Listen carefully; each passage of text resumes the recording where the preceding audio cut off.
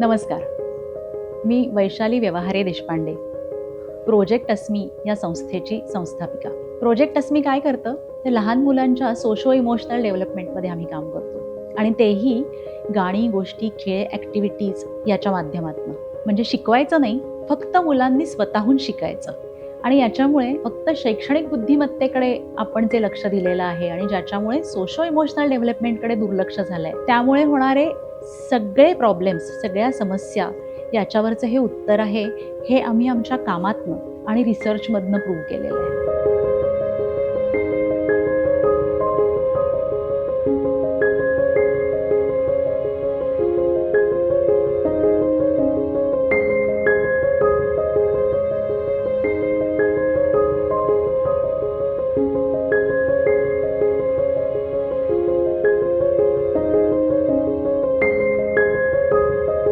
शनिवारी अस्मीच्या ताई येतात आणि त्या आमच्या खूप ऍक्टिव्हिटीज पण घेतात आणि खेळ पण घेतात. छान छान ऍक्टिव्हिटीज घेतात, अनालेख प्रार्थना घेतात, त्यानंतर ओंकार घेतात. शनिवारला ते टीचर येतात म्हणून ते शनिवारची वाट पाहतात.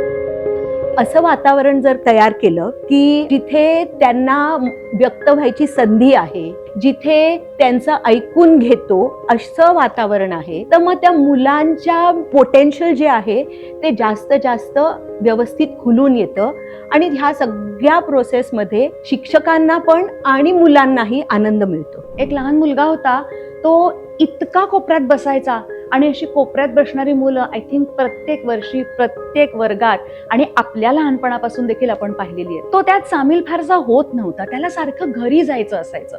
त्यामुळे पहिली काही सत्र तो रडायचा, त्याला भीती वाटायची.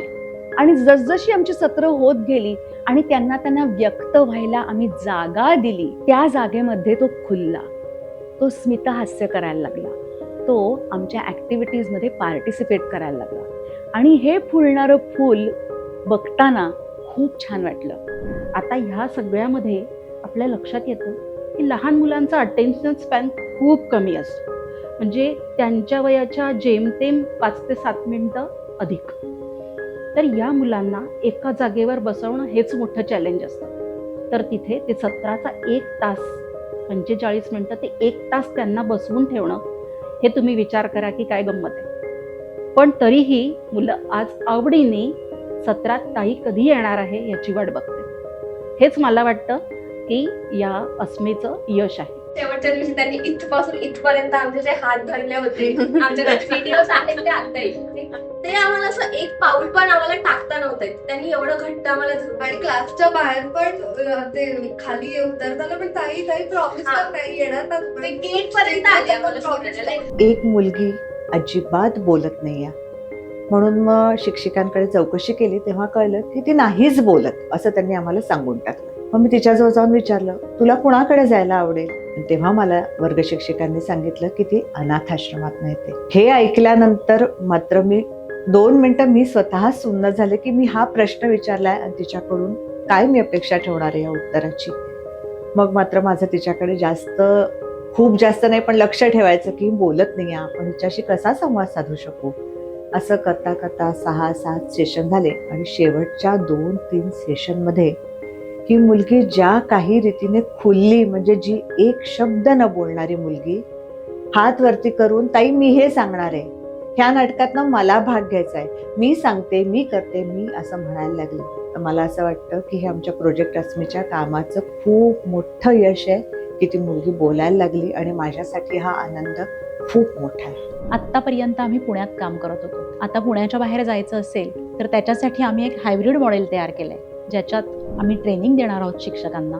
कुठल्याही शाळेतले शिक्षक याचा भाग बनू शकतात. 1ली ते 4थीच्या विद्यार्थ्यांसाठी हे आहे. या हायब्रिड मॉडेलचा काही भाग असेल प्री रेकॉर्डेड असेल आणि काही भाग शिक्षक घेतील. हे एक रिसर्च बेस्ड मॉड्यूल आहे आणि याला 8 वर्षांच्या अनुभवांचा आधार पण आहे. ह्या सगळ्या प्रवासात मुलांची तर झालीच वाढ, पण त्यांच्याबरोबर माझीही वाढ झाली आणि माझ्या आयुष्यात बराच आनंद भरत गेला. मला हेही लक्षात आलं की आमचे जे व्हॉलंटियर्स शाळेतनं जात होते त्यांच्यातही खूप अलगद छान बदल होत होते. सो त्यामुळे प्रोजेक्ट अस्मीनी मुलांच्याच भावविश्वात बदल नाही केला, तर आम्हा सगळ्यांच्या विश्वात खूप भर पडली. या व्हॉलंटियर्सचा अनुभव सुद्धा घेण्यासारखा आहे. प्रत्येक व्हॉलंटियर म्हणालं की आम्ही देतोय त्यापेक्षा आम्हाला किती मिळतंय हा एक सुखद अनुभव होता.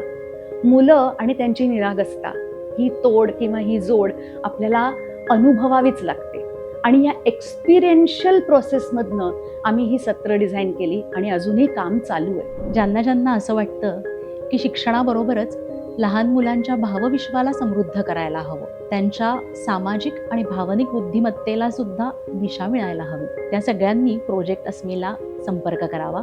www.projectasmi.org किंवा खाली दिलेल्या नंबरवर. आपण सगळे मिळून एक अतिशय सुंदर, संतुलित, आनंदी असं भविष्य घडवूया.